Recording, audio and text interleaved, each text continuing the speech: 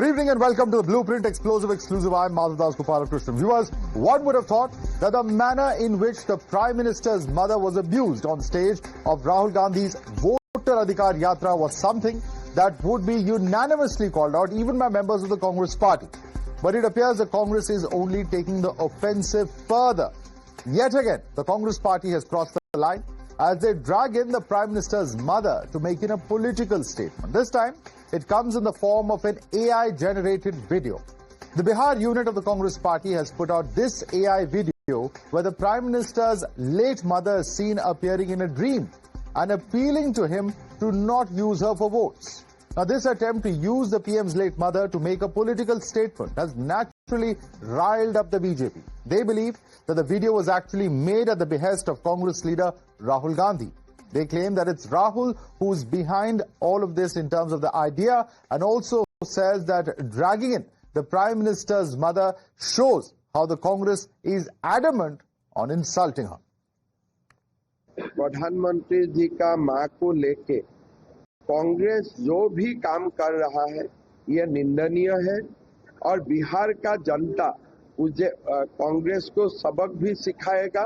मां को जो डिफेम करने का कोशिश करता है वो कभी हमारा देश में कामयाब नहीं होगा। सही माने में अभी कांग्रेस के पास कोई मुद्दे नहीं बचे और उनको पूरी तरह पता है कि जो काम आदरणीय नरेंद्र मोदी जी देश के लिए कर रहे हैं और बिहार में जो विकास हुआ है उससे उनको साफ नजर आ रहा है, अपनी हार दिख रही है और जिनके पास मुद्दे नहीं होते हैं वो AI का इस्तेमाल करते हैं। गंदी मानसिकता से कांग्रेस पार्टी ग्रस्त है। मोदी जी की मां आज दुनिया में नहीं है। किसी की मां को जिनका कोई राजनीति से लेना देना नहीं है उसको अपमानित करने का काम कर रहे हैं। ये इस बात को दर्शाता है कि उनकी मानसिकता कुंठित मानसिकता से वो ग्रस्त है और ये मान के चल रहे हैं वो अब देश की जनता उनको कभी स्वीकार नहीं करने वाली है। However, believe it or not, viewers, you have members of opposition that are not only refusing to condemn this video, but are going on to actually justify it. Other India Bloc allies believe that the BJP is breaking up the video to divert from real issues. Where is the insult? They don't understand Hindi, English. What do they understand? Which language do they understand? Or they always think about galis. If a mother is trying to tell something, giving advice to the son, what is so wrong? Where is the disrespect for the mother? If the son takes this as disrespect to him, because he is the Vishwa Guru, nobody can advise him, he is non-biological, then it's a different issue. Where is the disrespect for the mother here? उनके पास कुछ कहने को है, हालांकि हमने वो video नहीं देखा, ठीक है, लेकिन इन लोगों को अपना हिसाब देने के बजाय जानबूझ के इशू को डाइवर्ट करने का अपना काम भाजपा करती है और कोई नहीं। भाजपा ने जितना अपमानित किया है नरेंद्र मोदी जी के अपशब्द सब लोगों ने सुने, किसी से छुपा नहीं। तो बिहार के मुख्यमंत्री नीतीश कुमार जी को DNA का गाली दी है। Viewers must remember that this comes just days after the Prime Minister's mother was openly abused on a Congress RJD platform during the Voter Adhikar Yatra that was taken out by Rahul Gandhi with Tejaswi Yadav. Remember, the Prime Minister also even previously called out the Congress and the RJD for stooping to such low levels of political discourse, where he said that the Namdars in Indian politics cannot stand the work of a Kamdar son. आप सब जानते हैं अब मेरी मां का शरीर तो इस दुनिया में नहीं है। कुछ समय पहले 100 साल की उम्र पूरी करके वो हम सबको छोड़ के चली गई। मेरी उस मां को जिसका राजनीति से कोई लेना देना नहीं, जिसका शरीर भी अब नहीं है, मेरी उस मां को आरजेडी कांग्रेस के मंच से भद्दी भद्दी गालियां दी गई। माताएं बहनें, मैं देख रहा हूं आपके चेहरे, आपको भी कितना दर्द हुआ होगा। मैं देख रहा हूं कुछ माताओं के आंख में आंसू मुझे नजर आ रहे हैं। ये बहुत ही दुख देने वाला है, कष्ट देने वाला है, पीड़ा देने वाला है। क्या गुना, उस मां का क्या गुना जैसे भद्दी गालियां सुना दी जाए। Let's take this across to our guest. Joining us is Manish Pandey, spokesperson of the BJP. Subhrajta is author and founder of The Churn. We also have with us Rajkumar Rajan, who is, of course, a spokesperson of the RJD. But my first question is to Dr. Akashdeep Muni, political analyst. Dr. Akashdeep Muni, after the entire controversy surrounding the slogan, you saw that reaction of the Prime Minister. One would have thought that, at least there would be some kind of change of strategy. But no, there is now an AI-generated image. And, we all know that in Indian culture, when a person passes, that is a time when, you do not bring such things into politics. You don't take such jibes. But what has happened to the Bihar unit of the Congress party, which is doubling down in this manner and even defending this video? Is it not in poor taste according to you? Madhavji, there is no explicit disrespect in the words or gestures in this particular video. Rather, the premise is that the mother figure, fictional, that is AI created, scolds the leader for using her name politically.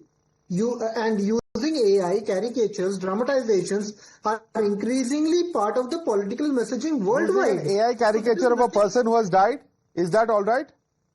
Would it be okay for you to have cartoons and leave alone AI? One second, leave alone AI. 1 second, sir. Just 1 second, Akashdeep Muni. Leave alone AI. If there are cartoons or memes of a person who has died, will that be acceptable to you? Listen to me first of all. This video, now, of course, if there has been something insulting in that video, me or you, nobody should accept it.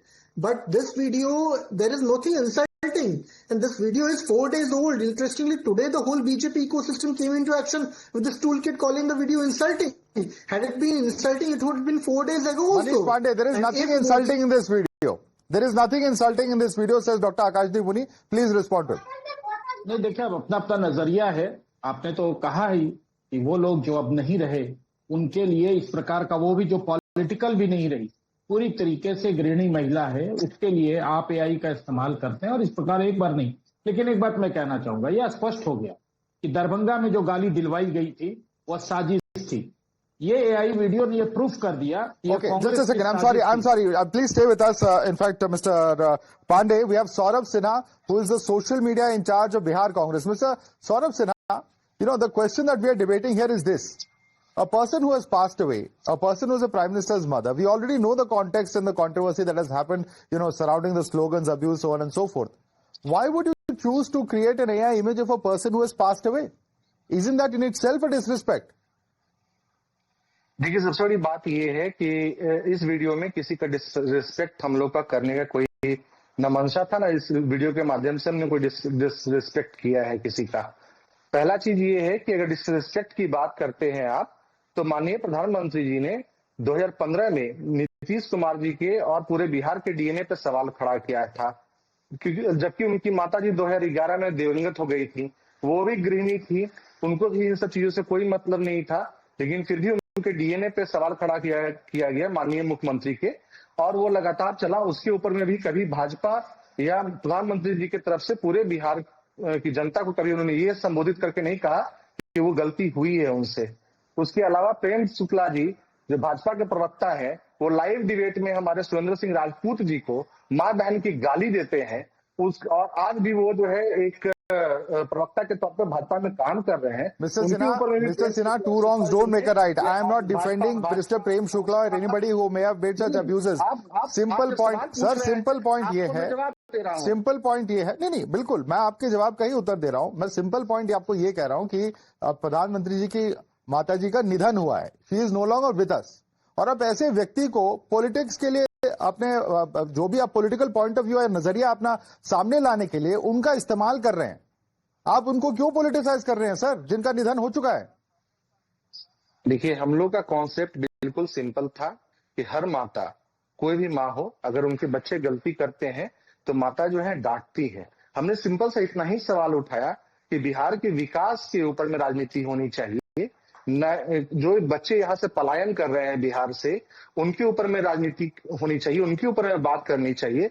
जो textile और कांग्रेस के जो अपने original ideas है उनका क्या हुआ? और यही चीज अगर बीजेपी और बाकी पार्टियां करने लगी तो क्या जवाब देंगे आप? अरे भाई, बीजेपी तो लगातार कर रही है। एक दिन पहले जो है खड़गे जी के बारे में क्या ट्वीट किया है, आप ये भी जरा देख लीजिए। उनको भी बोला गया है कि आप मन बुद्धि के साथ रहिएगा तो आप इसी तरह का हो जाइएगा। उसके अलावा the issue here is totally different. यहाँ पे किसी के लेट मदर के रेफरेंस के बारे में सवाल उठ रहा है, उसमें आपको कोई समझ नहीं आ रहा है। आप मोदी जी से सवाल कीजिए, मोदी जी के बारे में उनके काम को और उनके पॉलिसीज की टिप्पणी करिए, उनको क्रिटिसाइज करिए, लेकिन किसी के फैमिली मेंबर को इस तरह से आप पॉलिटिक्स में घसीट के ला रहे हैं, ये आपको कहीं भी आपको उसको गलत नहीं लगता?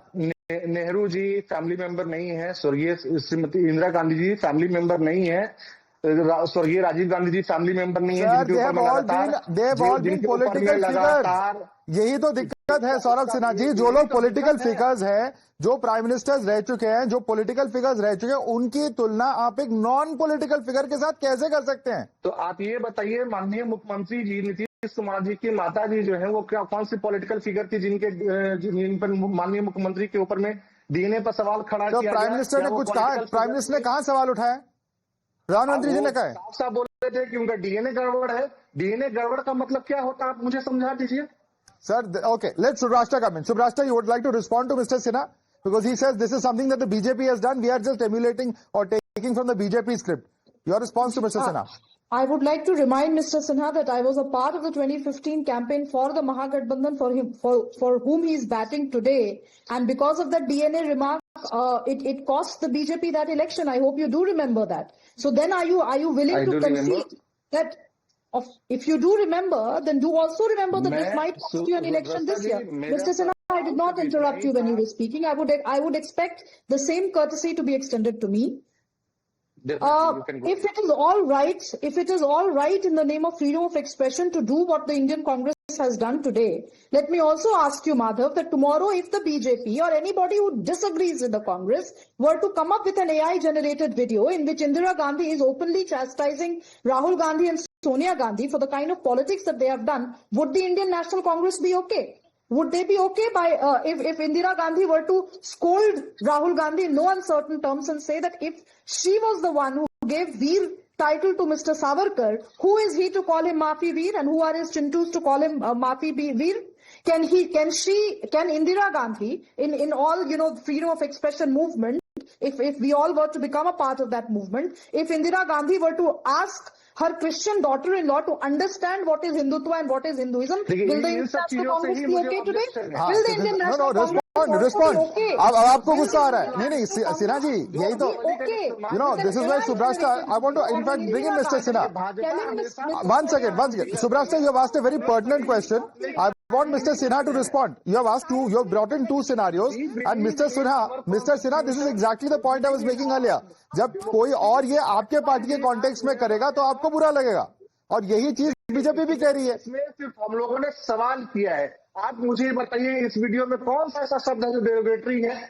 तो यही तो कह रहे हैं, ये इंदिरा गांधी जी की वीडियो ला देंगे या किसी और की वीडियो ला देंगे जो सवाल खड़ा करेगा आज के नेताओं के बारे में, तो आपको भी बुरा लगेगा ना सर? यही तो दिक्कत है कि आप ये नहीं सुन रहे हैं कि पूरी बात क्या बोले। आप ये बात बोलती सिर्फ तो डेफिनेटली मैं ऑब्जेक्ट नहीं करता, लेकिन उन्होंने पर्टिकुलर एक धर्म को लेकर के बोला, ठीक है, आप नॉर्मली बोल सकती थी, लेकिन उन्होंने क्योंकि उनका एजेंडा यही है। सर, आपने उनके जो पॉलिसीज हैं उनकी क्रिटिसिज्म की है from demo to other policies. The simple point being made is that the similar sort of videos, and this is exactly what Subrashta is saying, similar videos can be made about the current leaders of the Congress party, and you will not like it, which is why it is being said to be in poor taste, because the persons are no longer there to defend themselves. इसका मतलब यही है कि Subrashta जी अपने BJP का IT handle नहीं देखती है। अभी मेरे पास तेलंगाना का भी हैंडल मेरे पास पड़ा हुआ है, वो भी किस तरह के मीम्स डाले हुए हैं, अभी नहीं 2 दिन पहले का है। भाजपा बिहार लगातार इस तरह के मीम्स को डालती है, आप उसको भी तो आप बोलिए किस तरह के मीम्स बताइए। अगर आप बोलिएगा तो मैं आपको सारे मीम्स का लिंक। किसी की लेट मदर को वहां पे जिंदा कर दिया एआई के जरिए। लेट मदर तो नहीं, लेकिन जो जीवित है, अगर आप उसके ऊपर भी बोल रही है, कहाँ का जजमेंट है कि जो जीवित है उनके बारे में आप सब तो क्या सर, अब क्या आप non political figures non political figures, जीवित लोग और जिनकी मृत्यु हो चुकी है, ऐसे लोगों के को कब कैसे कंपेयर कर सकते हैं sir? Simple comparison has to be made between likes. हमने बताया है कि नींद में आकर के वो बोली है, हमने किसी से कंपेयर नहीं किया है। हमने Sir, the content. I'm sorry, sir. The same context then was used. The same context was used when you banned Salman Rushdie's verses because it was referring to a dream. Let me bring in other. Subrashta, would you like to quickly respond to that?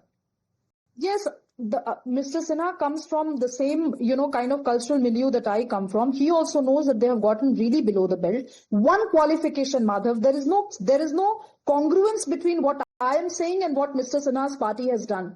Mr. Modi's mother has never been in politics. She has never come out in the open to discuss politics. The kind of figures that I mentioned in my creative, utilizing my creative freedom of expression, all these figures have been part of active politics in Indian democracy. So if this pinches them a lot, then they really need to go to the drawing board and see where exactly do the Indian National Congress, where do they need to draw the line? Absolutely. Why do they need to draw the line is certainly a very important question. In fact, Mr. Sinha, there is politics. Nobody is denying. Sir, 1 second. The simple question. Mr. Sinha, simple question. Freedom of speech. Sir, 1 second. Listen to my question. You can respond to this. Mr. Sinha, please calm down and listen to my question. My question is very simple. Sir, free speech का अधिकार सबके पास है. But when you cross the line, then you will also be criticized for it. That's the simple message being made, given over here. A, you are bringing in a non-political figure, and B, you are bringing to life somebody who has passed. Therefore, that criticism will come in. If the similar mistakes have been made by other political parties, that is no justification. आप मुझे इतना बता दो कि प्रेम शुक्ला जी जो भाजपा के प्रवक्ता हैं, उन्होंने सुरेंद्र सिंह राजपूत जी की मां, जो कि कहीं भी पॉलिटिक्स में नहीं है, उनको लगा के ऑन एयर गाली दी लाइव डिबेट में।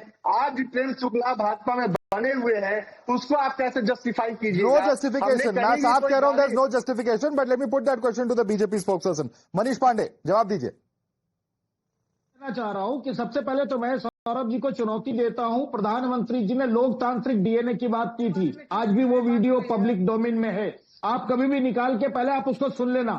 इसलिए कभी भी प्रधानमंत्री जी ने डीएनए की बात नहीं की थी, लोकतांत्रिक डीएनए की बात करती थी, वो पॉलिटिकली बिल्कुल गलत है। मैं आपको चैलेंज करता हूं, लोकतांत्रिक डीएनए की चर्चा की थी। सबसे पहले आप सुन लीजिए, मैं आपको चैलेंज करता हूं, वो एक करके प्लीज।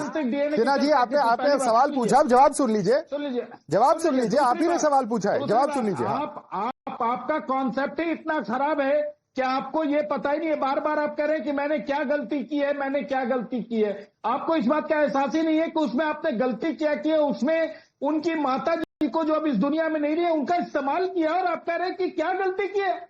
अब बताइए, आप उस व्यक्ति को डिबेट में बिठाए हुए हैं जिसको इस बात का एहसास ही नहीं है कि उसने गलती क्या किया है। आप उनकी माता जी का, प्रधानमंत्री जी की स्वर्गीय माता जी जो अब इस दुनिया में नहीं है, उनका आप इस्तेमाल कर रहे हैं वीडियो में, पूरी डायलॉग उनकी सुनाई हुई है और आप कह रहे हैं कि आपने गलती क्या की है। तो देखिए, वैसे व्यक्ति से तर्क या कुतर्क क्या कहना जिसको इस बात का एहसास ही नहीं है कि उसने गलती क्या करा है।